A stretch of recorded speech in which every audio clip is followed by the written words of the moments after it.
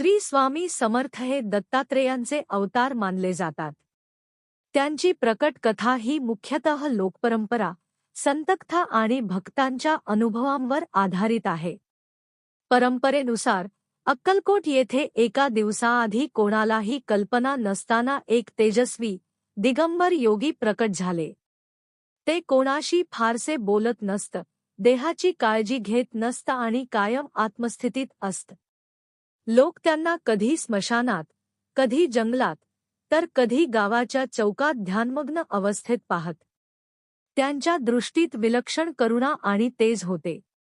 सुरुवातीला काहींनी त्यांना वेडसर समजले, पण लवकरच लोकांच्या लक्षात आले की त्यांच्या सान्निध्यात आजार बरे होतात, संकटे दूर होतात आणि मनाला शांती मिळते. त्यांच्या शब्दांतून निघणारी वाक्ये थेट हृदयाला भिडत. स्वामी समर्थांनी कोणतीही औपचारिक दीक्षा दिली नाही, पण भिवू नकोस, मी तुझ्या पाठीशी आहे हा त्यांचा आश्वासक संदेश सर्वत्र पसरला. ते भक्तांची परीक्षा घेत, अहंकार तोडत आणि योग्य वेळी कृपा करत.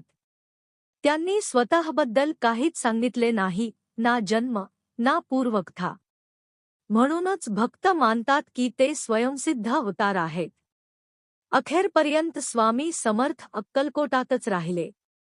1878 साली त्यांनी देहत्याग केला, अशी मान्यता आहे, परंतु भक्तांच्या श्रद्धेनुसार ते आजही सूक्ष्मरूपात उपस्थित आहेत आणि शरण गेलेल्यांना मार्गदर्शन करतात.